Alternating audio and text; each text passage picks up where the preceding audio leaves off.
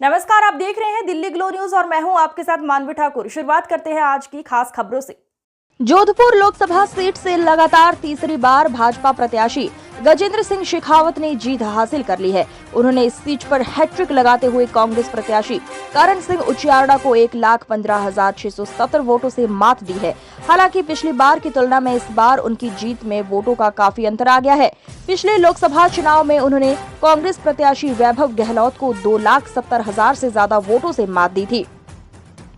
इससे पहले प्रथम बार चुनाव लड़ने पर शेखावत ने करीब 4,10,000 से अधिक मतों से विजय प्राप्त की थी, लेकिन इस बार वो करीब 1 लाख से अधिक वोटरों से ही जीत पाए। कई विधानसभा क्षेत्रों में तो करण सिंह उचियार्डा ने उनसे अधिक वोट प्राप्त किए हैं। भाजपा प्रत्याशी गजेंद्र सिंह शेखावत और कांग्रेस प्रत्याशी करण सिंह उचियार्डा में कांटे की टक्कर दिखाई दी। मतगणना के दौरान फलौदी, पोखरण, लोहावट और लूणी के साथ जोधपुर शहर विधानसभा क्षेत्रों में दोनों ही प्रत्याशियों की लीड लगातार ऊपर नीचे होती रही। शुरुआती मतगणना के राउंड में कांग्रेस लगातार रेस में बनी रही, लेकिन बाद में भाजपा के पास लीड आ गई, जो लगातार बढ़ती रही।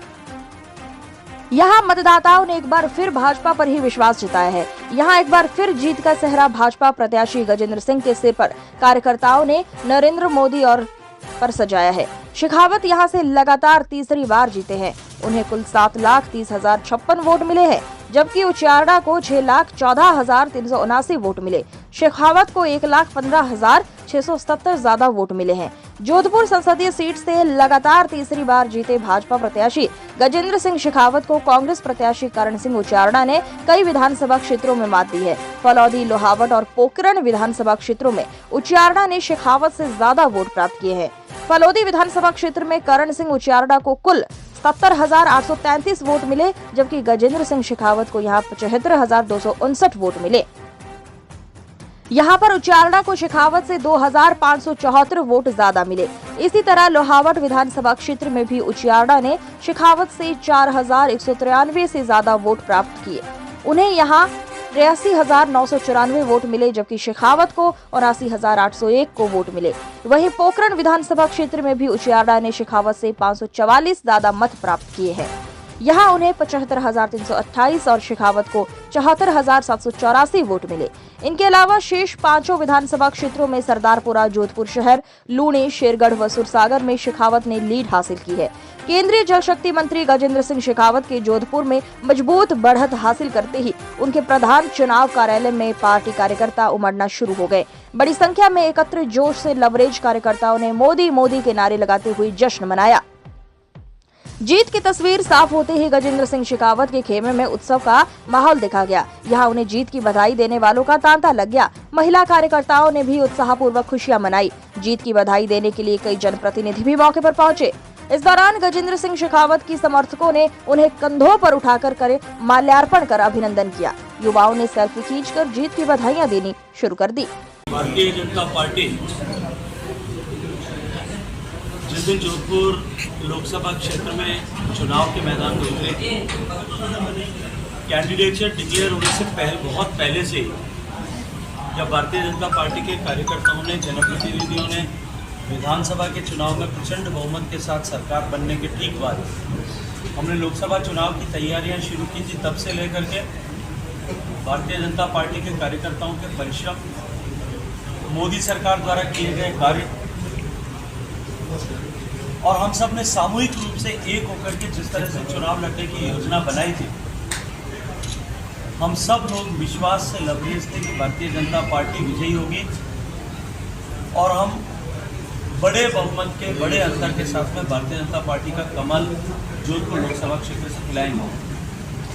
जब मार्च के पहली दूसरी तारीख को पहली सूची में भारतीय जनता पार्टी के शीर्ष नेतृत्व श्रद्धेय प्रधानमंत्री नरेंद्र मोदी जी ने, सम्माननीय राष्ट्रीय अध्यक्ष आदरणीय JP नड्डा जी, आदरणीय गृह मंत्री अमित शाह जी, राजस्थान भारतीय जनता पार्टी के प्रदेश अध्यक्ष सम्माननीय CK जोशी साहब, यशस्वी मुख्यमंत्री आदरणीय भजन लाल जी,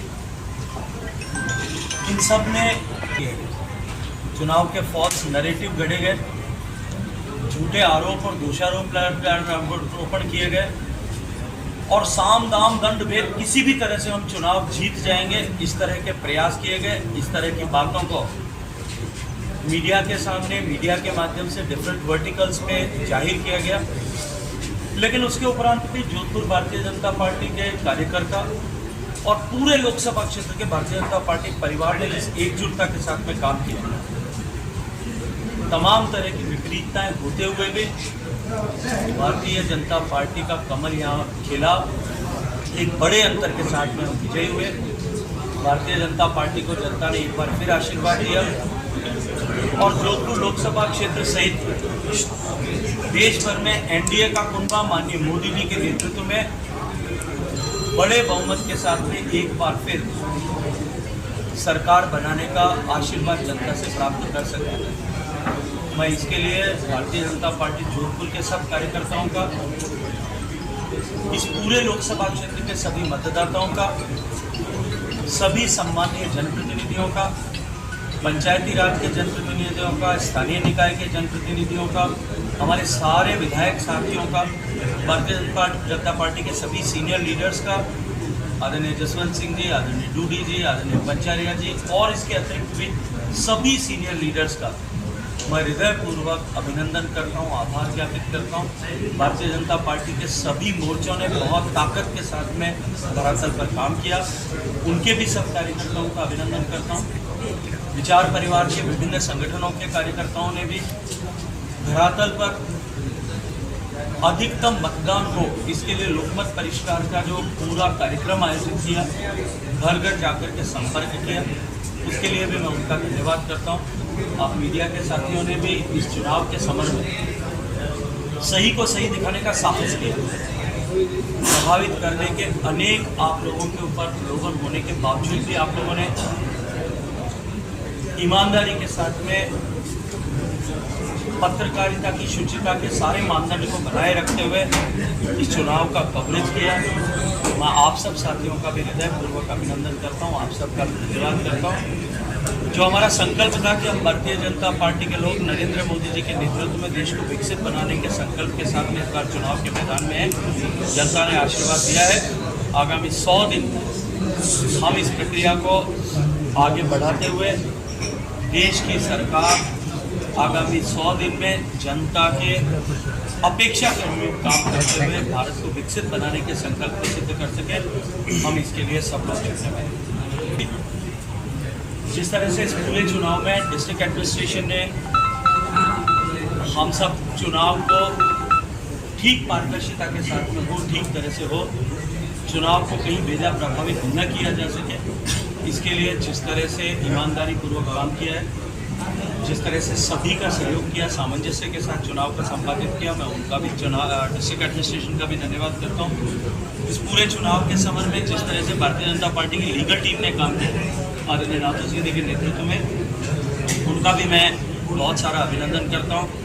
कुल मिलाकर भारतीय जनता पार्टी का कुनबा जिस तरह से एकजुट होकर के इस चुनाव के मैदान में था, नए कार्यकर्ता, पुराने भारतीय जनता पार्टी के जिले के पदाधिकारी और बहुत पुराने लोग जिस तरह से चुनाव में बाहर निकल कर के ये निश्चित ही दिल को छूने वाला दृश्य था।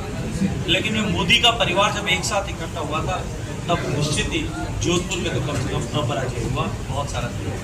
एक अभी लगता है कि अगर इस विषयों पर टिप्पणी करने की दिशा में हम आगे बढ़ेंगे तो शायद बहुत सारी चीज़ें कहने के लिए हमारे पास में होंगी। संविधान को लेकर के जिस तरह की टिप्पणियाँ की गई, आरक्षण को लेकर के जिस तरह की टिप्पणियाँ की गई, अधिकारियों को फोन पर दबाव बनाने को लेकर के जिस तरह की टिप्पणियाँ की गई, मुझे लगता है कि पहले उस सब के लिए अपने गिरेबान में झाँक करके कांग्रेस पार्टी को देखना चाहिए। कम से कम इन परिणामों के बाद में ईवीएम पर संदेह पैदा नहीं होगा, ईवीएम पर टिप्पणियाँ नहीं की जाएगी, वरना कल रात को उसकी शुरुआत हो चुकी थी।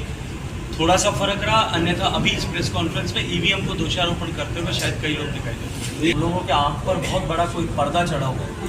देश की जनता ने मोदी के परिवार को, एनडीए को संपूर्ण बहुमत दिया है। बहुमत के लिए जितनी आवश्यक सीटें होती है उससे लगभग जो है 28 सीटें 27 सीटें ज़्यादा दी है। इसलिए कहीं कोई इसमें संशय भी नहीं है, संदेह भी नहीं है। ऐसे लोगों के मन में संदेह होगा जिनके मन में